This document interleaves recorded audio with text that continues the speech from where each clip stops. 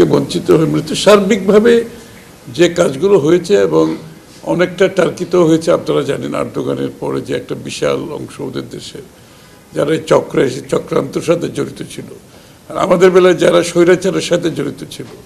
তো কিছু কিছু জায়গায় তো মিল আছে, ওখানে অনেক লোক পালিয়ে গেছে, ওখানে রাজনৈতিক নেতারা পালিয়েছে, সরকারি কর্মকর্তারা পালিয়েছে।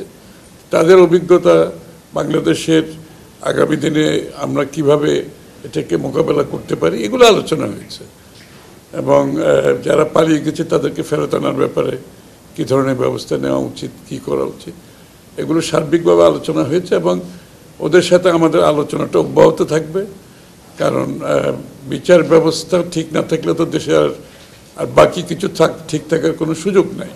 তাদের দেশেও টার্কিতেও প্র্যাকটিস আছে, বিভিন্ন দেশে প্র্যাকটিস আছে, আর যারা দেশের মধ্যে আছে এবং সরকারের বিভিন্ন পর্যায়ে এবং রাজনীতিবিদ যারা এই স্বৈরাচারের সাথে একত্রতা দেখিয়ে একসাথে কাজ করে এতগুলো লোকের প্রাণহানি ঘটিয়েছে, গুম, খুন, হত্যা, মিথ্যা মামলা, মিথ্যা পুলিশের কাস্টডিতে হত্যাকাণ্ড। তো এই জন্য আমরা মনে করি বাংলাদেশের বিচার ব্যবস্থা বিগত দিনে যে ক্ষতি করেছে, সেখানে 4000 জজকে বরখাস্ত করা হয়েছে। 4000 জজকে, 12,000-এর মধ্যে 4000 জজকে বরখাস্ত করা হয়েছে।